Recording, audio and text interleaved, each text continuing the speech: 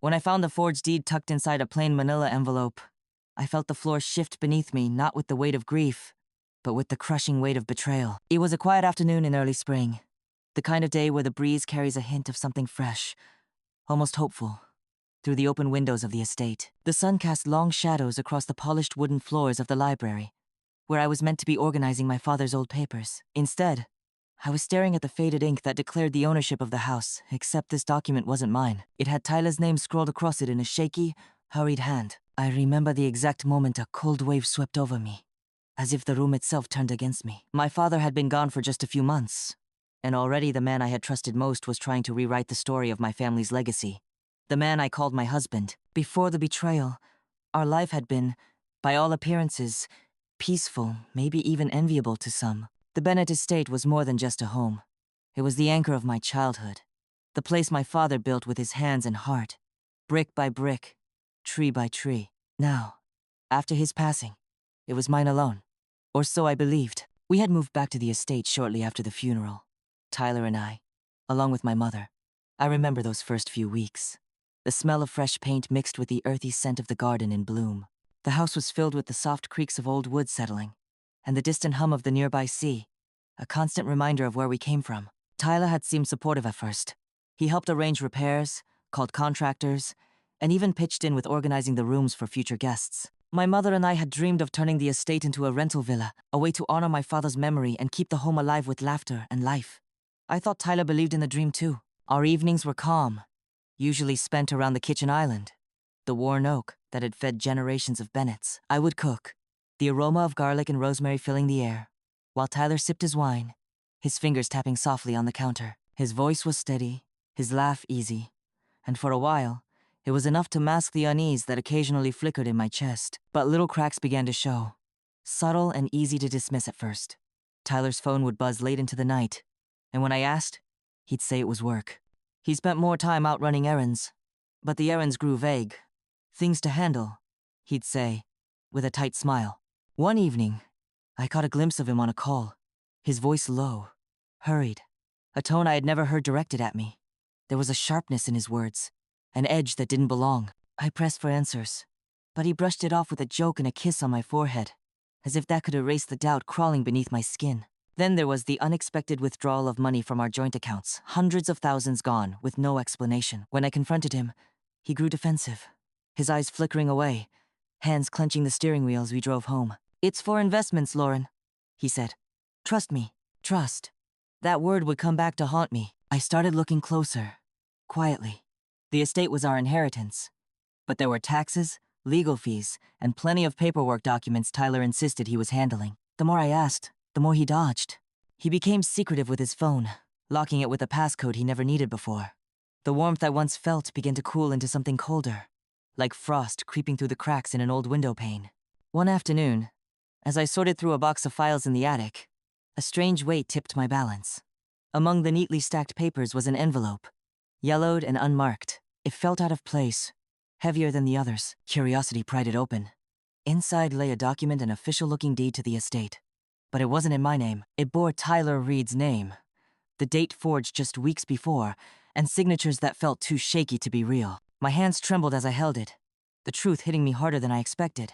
Tyler hadn't just been reckless with money. He had been trying to steal the home. My home. The place my father left me to protect. That night, I sat in the darkness of the study, the house silent except for the distant call of an owl. The air smelled faintly of lavender and dust my mother's sachets scattered on the shelves. I felt utterly alone. Betrayal is a strange kind of grief. It doesn't come with tears alone.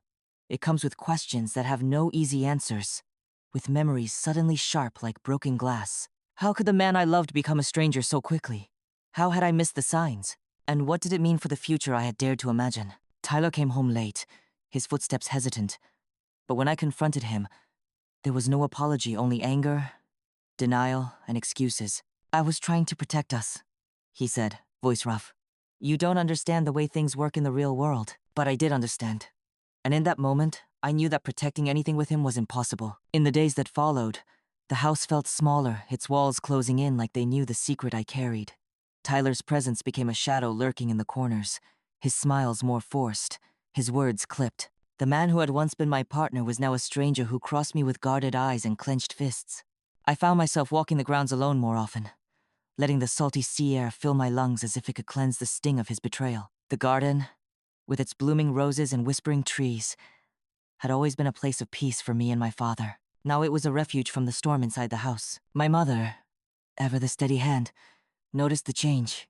One afternoon, as I sat on the veranda watching the waves crash against the cliffs below, she came to sit beside me. "Lauren," she said softly, her voice like the worn pages of an old book. "Sometimes the people we trust the most show us their true colors when we least expect it. But you are stronger than you know. Your father's legacy isn't just bricks and mortar, it's in you."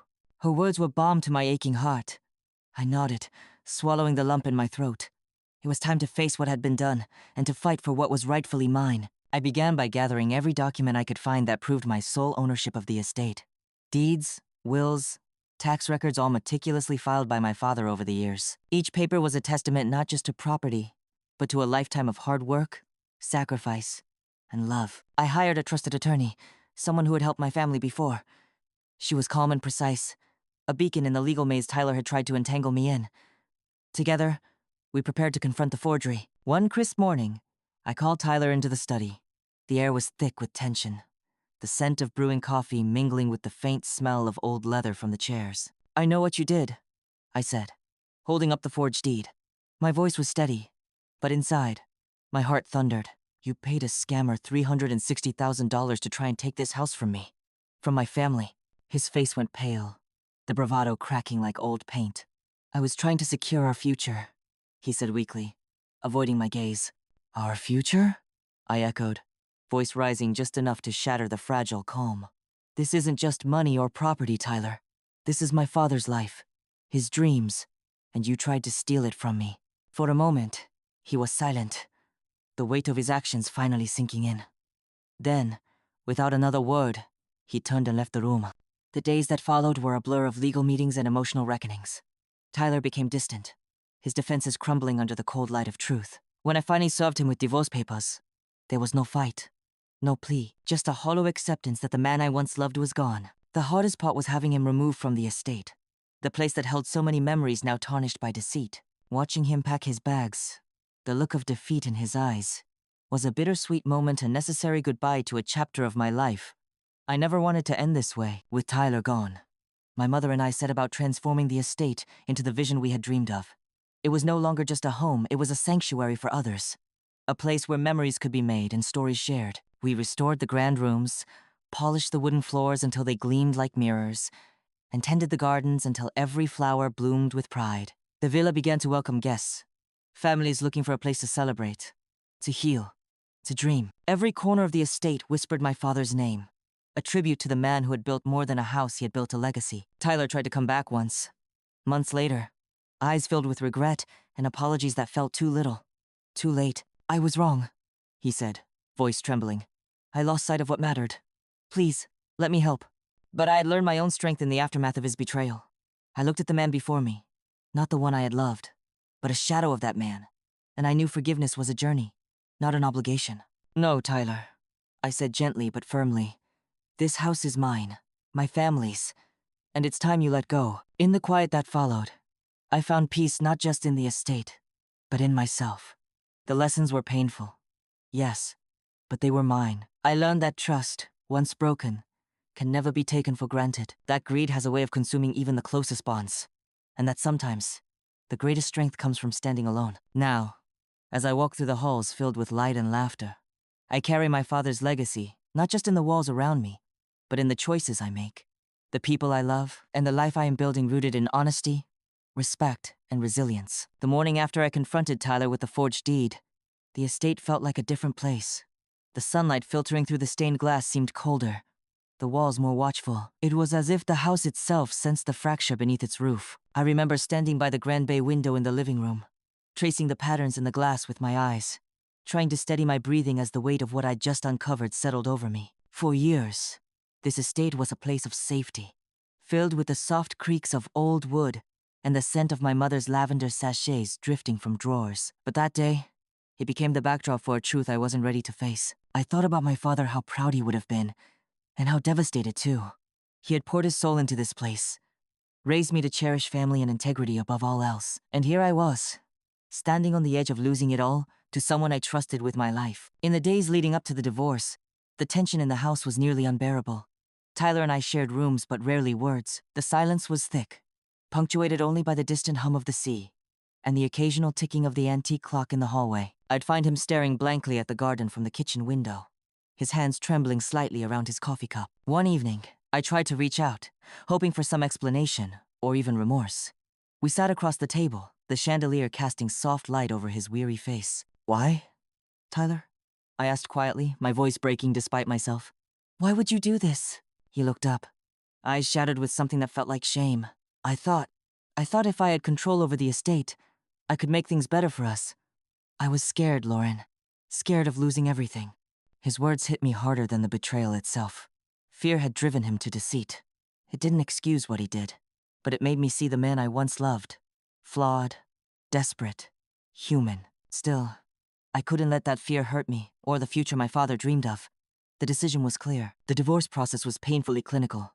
Our lawyer sat between us in a sterile conference room, papers spread out like battle lines. Tyler's expression was resigned.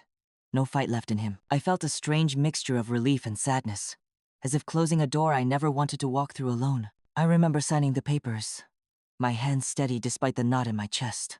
I was losing a husband but reclaiming my inheritance, my home, my legacy. When the judge finalized the divorce and confirmed my sole ownership of the estate, a strange lightness settled over me.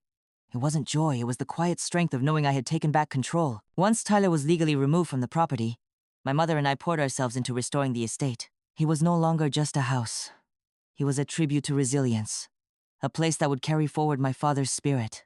We opened the doors as a rental villa, welcoming visitors who sought more than just a getaway. They wanted to be part of something real, something rooted in history and heart. The mornings became my favorite time, walking through the dew-kissed gardens, the scent of jasmine and rosemary mingling in the air, the soft clatter of breakfast being prepared in the kitchen, the murmur of guests' voices drifting through the halls like gentle music. My mother and I worked side by side, her hands steady and sure, mine still learning the rhythm of independence. Each room we restored told a story. Every corner held a memory. Together, we breathed life back into the estate. Months later, when Tyler came back standing on the doorstep with regret in his eyes, I knew this was a test. He spoke with a tremor in his voice. "Lauren, I've made terrible mistakes. I'm sorry. I want to make it right." I looked at the man before me, the one who had once promised to stand by me, now a stranger shaped by greed and regret. I felt no anger, only a calm resolve. "This house isn't just a building, Tyler," I said gently but firmly. "It's my father's legacy, and now it's mine. There's no room here for broken promises or betrayal." He nodded, understanding that some doors, once closed, are not meant to reopen. In the silence that followed, I found a peace I hadn't known before. The estate was no longer just a place. It was a reflection of my journey from trust to betrayal, from loss to strength. The lessons were hard-earned. Trust must be earned and guarded. Greed destroys even the closest bonds. And sometimes, the greatest power lies in forgiveness, not for others, but for oneself. Now, as I watch the sun set over the cliffs, the estate alive with laughter and light, I carry my father's legacy not just in bricks and mortar, but in the choices I make every day, choices rooted in honesty, resilience, and love. The day I confronted Tyler was etched deeply in my memory, not just because of the shock, but because of the unraveling of a man I thought I knew. The moment I held that forged deed, I felt a shift, like the earth beneath me had cracked open and swallowed everything I believed in. I remember the look on his face when I showed him the document.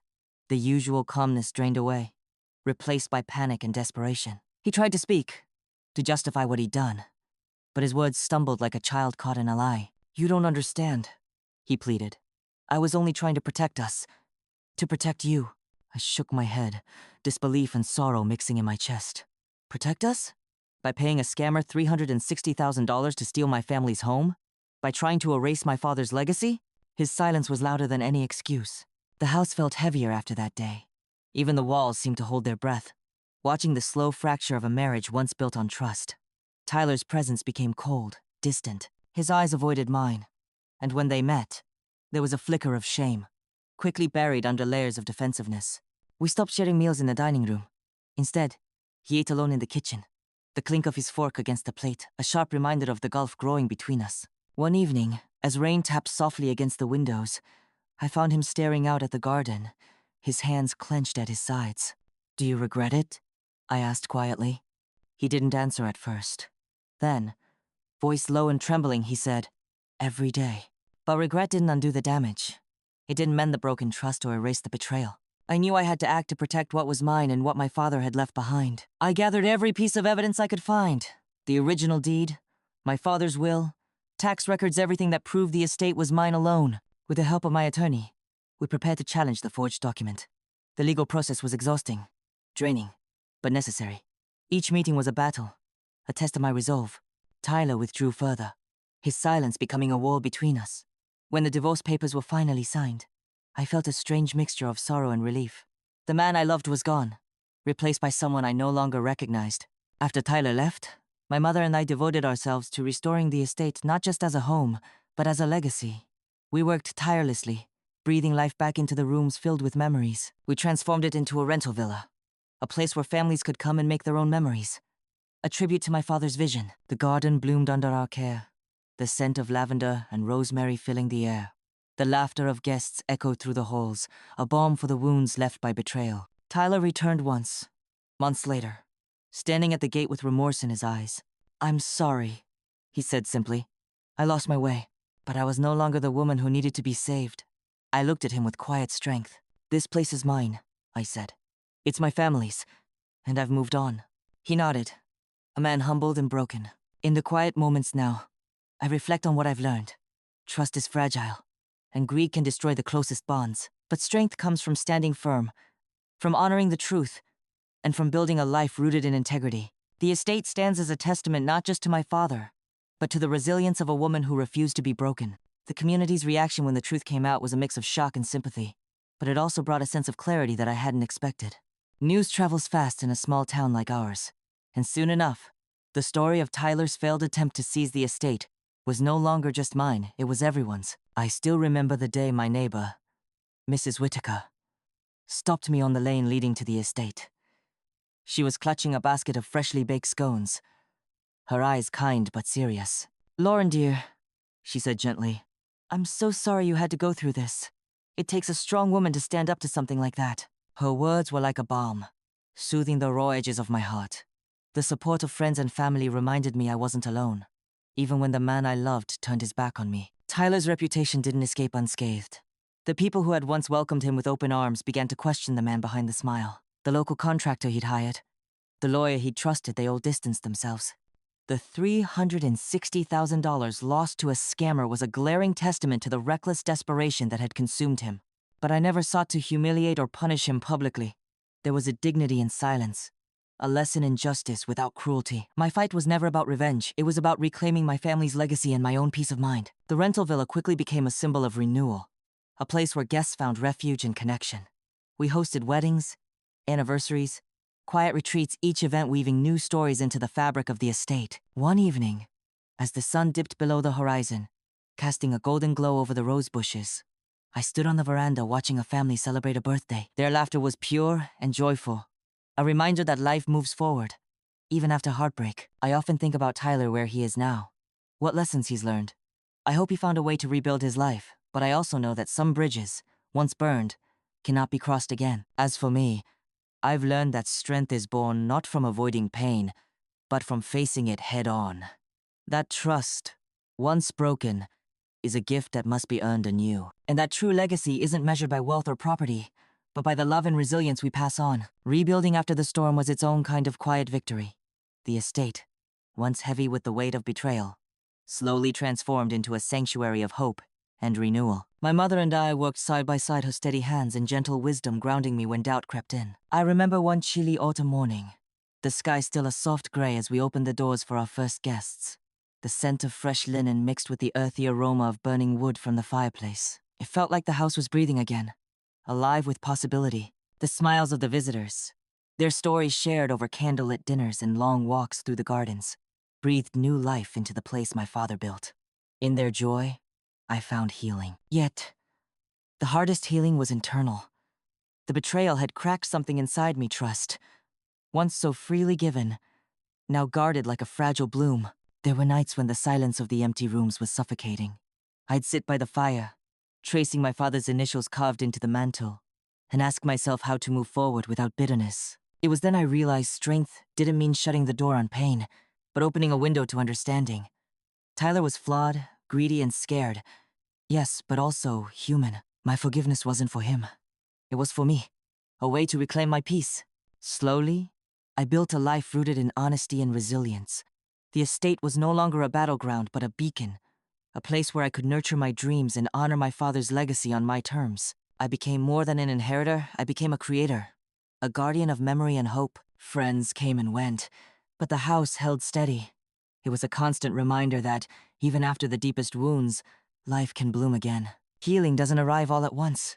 It comes in small, almost forgettable moments, the kind you don't recognize as healing until you look back and realize how far you've come. For me, it came one winter morning when I was standing in the kitchen, watching steam rise from a mug of tea my mother had placed beside me. The windows were fogged from the cold, and outside, the estate lay quiet, under a soft blanket of frost. For the first time in a long while, my chest didn't feel tight.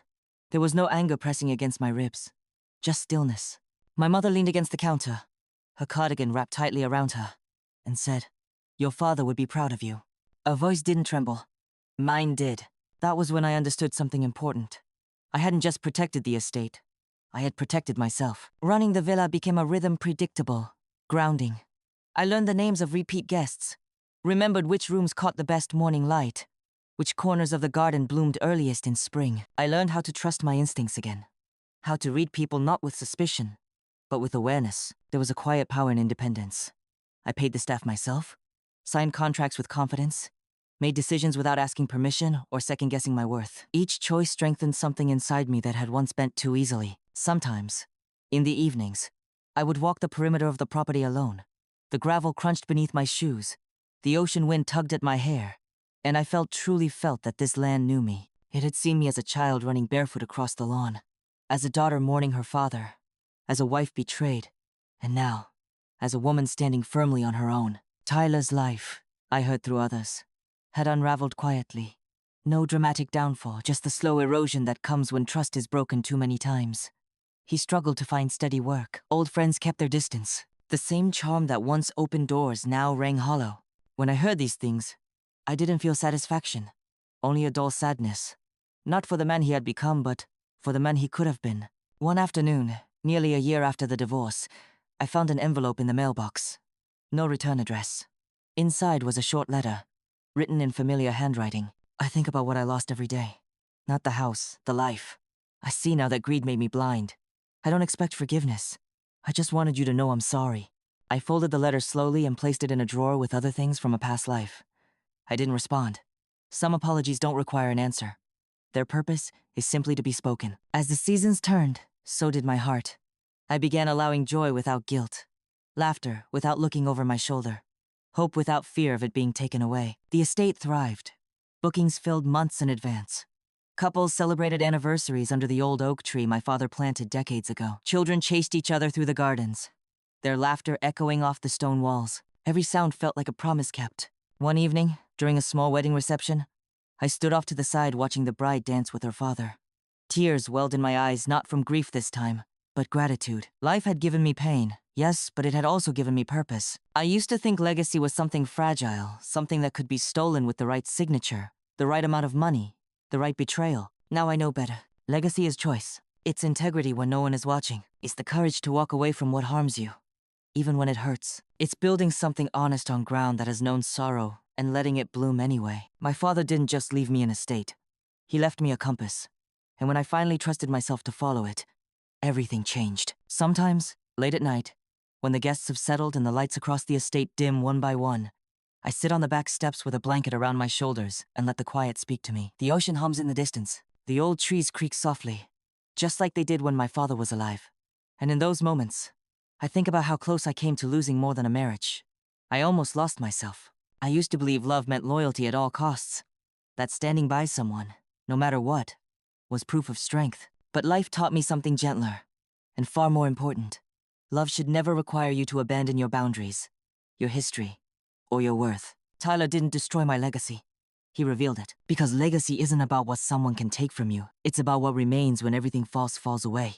What remained for me was truth, family, self-respect, and the courage to start again, even when my hands were shaking. If you're listening to my story tonight and you're standing at a crossroads wondering whether to hold on or let go, I hope you remember this.